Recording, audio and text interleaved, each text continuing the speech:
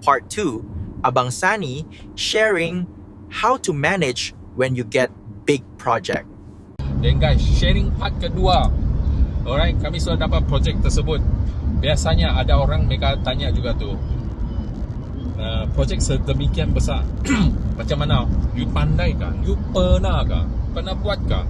Lepas tu you ada machinery kah? Wih, banyak ni mau buat ni 25 unit itu commercial lot. Dan kedua, ada cukup duit kah? Projek besar perlukan modal besar. Macam mana? So guys, sebenarnya untuk start apa-apa benda ataupun you upgrade apa-apa benda, banyak cabaran tu, banyak isu tu. So, abang sini tanya balik diri sendiri satu soalan saja. Mau atau tidak? Kalau mau, cari jalan. Kalau mau, fikir di mana boleh pinjam, boleh beli ataupun sendiri boleh belajar ya. Kasi cepat-cepat equip semua benda ni supaya kami boleh jayakan projek ni. So guys, inilah di mana abang sini punya pemikiran, mindset dan action untuk buat upgrade setiap kali. Tidak bagi alasan. Untuk buat sharing. Untuk site sebesar begini, kami perlukan excavator. Okay. Excavator ni abang sini mana ada. Alright, excavator bukan murah guys.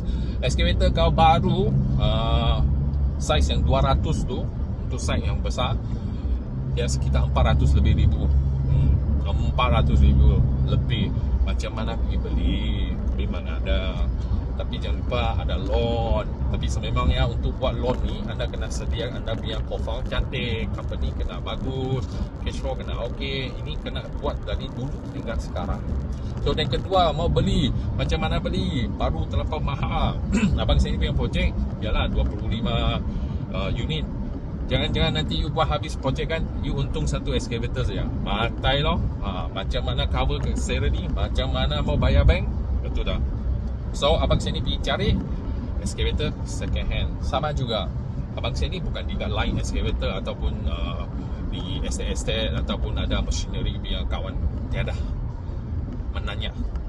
Abang sini sudah tanya itu hari 3 bulan lebih baru jumpa satu.